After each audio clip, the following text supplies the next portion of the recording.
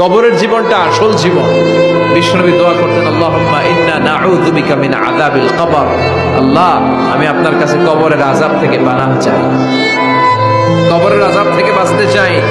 এই কবরের মধ্যে অনেক ফিতনা হবে, অনেক সুয়াল হবে। কবরে প্রশ্ন আছে না নাই? কথা বলেন।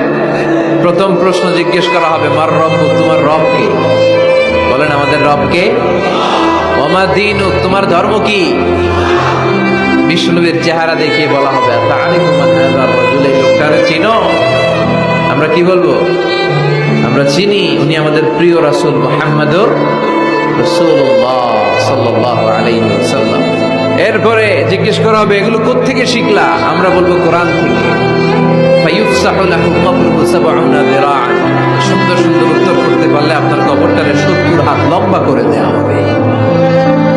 ইফতাহু লাহু বাবুন ইলাল জান্নাহ, জান্নাতের দিকে একটা দরজা লাগিয়ে